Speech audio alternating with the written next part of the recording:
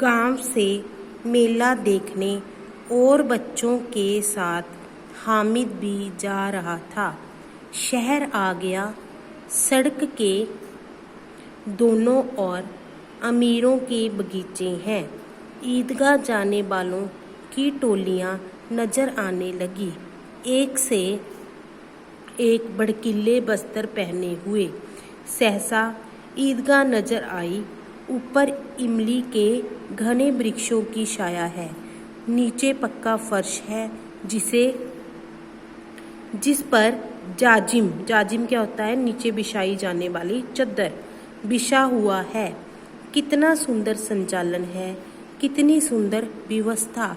लाखों सिर एक साथ सजदे में झुक जाते हैं, फिर सब के सब एक साथ खड़े हो जाते हैं। कई बार यही क्रिया होती है। नमाज खत्म हो गई है, लोग आपस में गले मिल रहे हैं। तब मिठाइयाँ और खिलौने की दुकानों पर धावा होता है। हामिद दूर खड़ा है। 3 ही पैसे तो उसके पास हैं। मोहसिन बिश्ती खरीदता है, नूरे वकील और महमूद सिपाही। हामिद ललचाई हुई आंखों से खिलौनों को देख रहा है और चाहता है कि जरा देर के लिए उन्हें हाथ में ले सकता। फिर सोचता है मिट्टी के तो हैं, गिरे तो चकनाचूर हो जाए। शब्द पिटारा सामग्री सामान, ईदगाह ईद मनाने का स्थान, मस्जिद, जाजिम फर्श पर बिछाई जाने वाली चद्दर। खिलौनों के बाद मिठाइयाँ आती हैं। किसी ने रेवड़ियाँ ली, किसी ने गुलाब जामुन, किसी ने सोहन हलवा। सभी ने मज़े से खाए। हामिद के पास 3 पैसे थे, पर वह कुछ लेकर नहीं खाता। ललचाई आंखों से सबकी ओर देखता है। मिठाइयों के बाद कुछ दुकानें लोहे की चीज़ों की हैं। हामिद लोहे की दुकान पर रुक जाता है। कई चिमटे रखे हुए थे। उसे ख्याल आया, दादी के पास चिमटा नहीं है।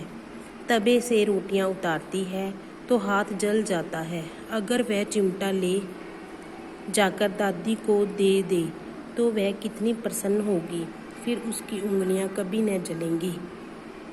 खिलौनों से क्या फ़ायदा, व्यर्थ में पैसे खराब होते हैं।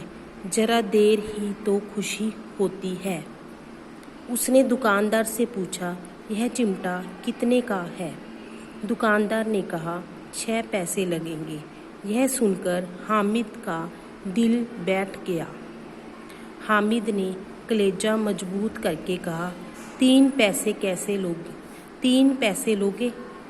दुकानदार ने पहले मना किया, फिर बुलाकर चिमटा दे दिया। हामिद ने उसे इस तरह कंधे पर रखा मानो बंदूक है और शान से अकड़ता हुआ संगियों के पास आया।